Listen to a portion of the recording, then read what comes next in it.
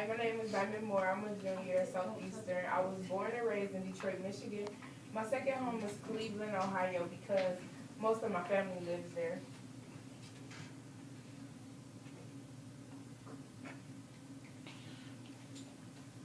My personal and my academic goals are basically one and the same. The success is to be successful. But to be particular, my academic goals are to get and maintain a 4.0 GPA, and to be accepted into the college of my choice and not having to be able to settle to any college that really gives me the offer. As far as my personal goals, they're not really personal. It's really to make a change in the world and to be better than what's expected of me from the anonymous society. My strengths and weaknesses are, my strengths are effective communication skills, charisma, and a drive for learning, and my weaknesses are procrastinating and being lazy. My plans to change these are, to change my weaknesses are to get a lot of rest at night and to decide that it's better to have more time for mistakes than little time, so I can get my work done earlier instead of procrastinating. As far as my future plans, I plan on going to the University of Michigan for computer programming because I'm really interested in that.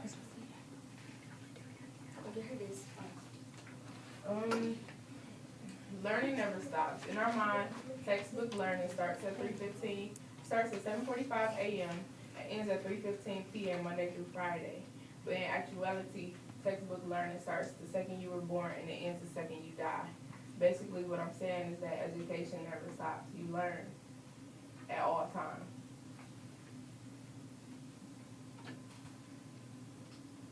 Chances make champions.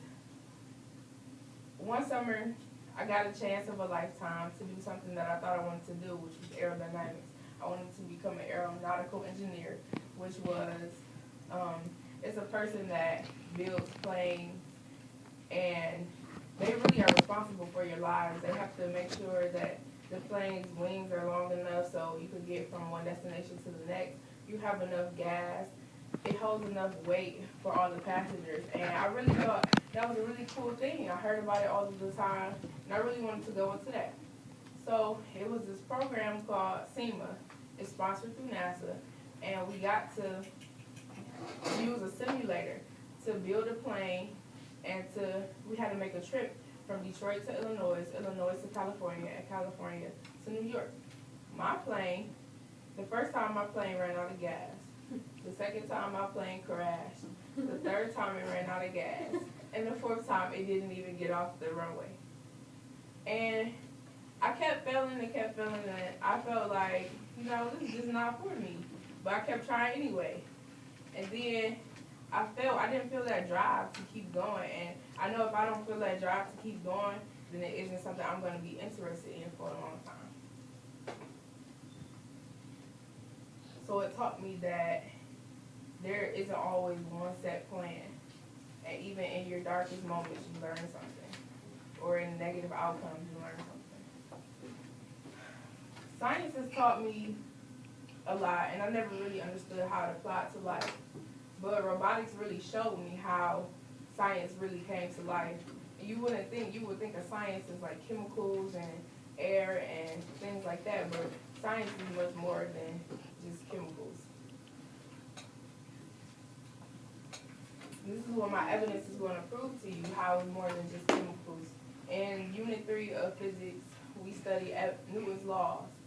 And Newton's 3 laws were, the first law was an object at rest stays at rest, and object in motion stays in motion, unless acted upon by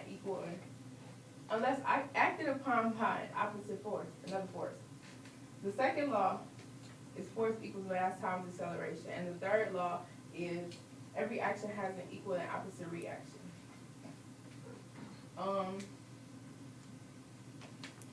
This is a picture of Newton's first law, how the object is at rest until a force hit it and made it move. Second law is force equals mass times acceleration. The third law, every action has an equal and opposite reaction. So meaning if you push a wall with 10 newtons of force, the wall will push you back. You might not feel it, but it pushes you back with 10 newtons of force. This is my 3.6 test. I got 100% on it.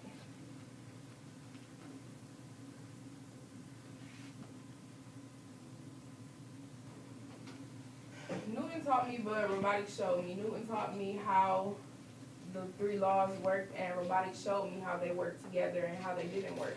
Newton told me that every action has an equal and opposite reaction, but robotics showed me how it worked. With our robotics, with the robots, the springs were hooked to the chassis, which is the base of the whole robot, which is the bottom of the robot. And the springs will pull so much force, and the chassis will start to pull back, so we will start to bend the springs and make them loose.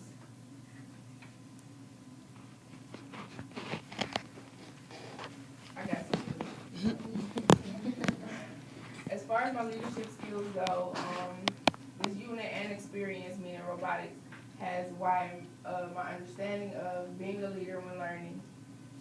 It gave me a different perspective on school and life, and it showed me how important school was, and it taught me how to persevere more than not ever done, because robotics would take like 15 to 20 hours out of my day, out of my weekend. So the process. Communicating powerfully. I've learned to communicate powerfully because I would get intimidated by education sometimes, meaning somebody that's more educated than me, I wouldn't really speak up, I wouldn't really say anything because I wouldn't want to seem like I didn't know what I was talking about. But I learned that you had to get out of that, because if you didn't, then you wouldn't learn anything else. You would just still be stuck at the same education that you were, when you can really receive a lot more from this person that's more educated than you. Completing projects effectively. This robot is the project I spent from December to the end of March on this. Every weekend on this, every Thursday, every Tuesday. And I learned that teamwork is key, because I was the only person that knew how to do computer programming, that really understood the code, but I knew that I couldn't do it by myself. So I had to get somebody to help me, and that also connects with communicating powerfully, because I didn't want to seem like I couldn't handle the job on my own, because I could, but it was more effective that I did collaborate with somebody else just in case I wasn't there. As far as collaborating productively, I feel like we collaborated productively because we got 6th place out of 40 in one of our competitions.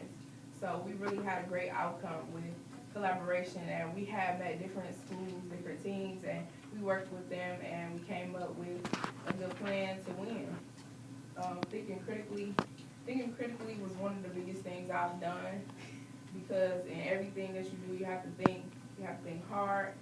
It's questions that will come up that you wouldn't think, like, well, I don't know, I didn't think about that, you tell me.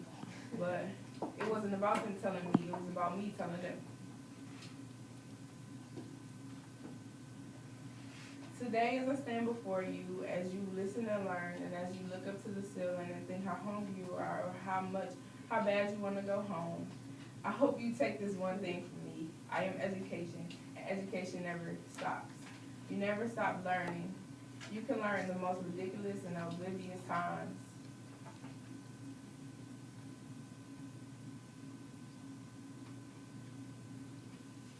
I have this little video that I put together. It's a flipogram. I know y'all know about that.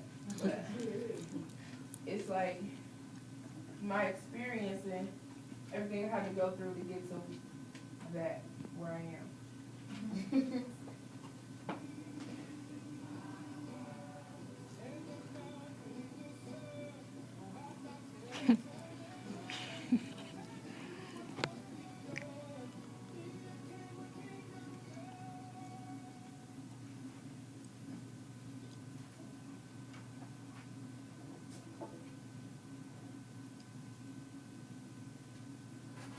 picture, Science Rock. Thank you.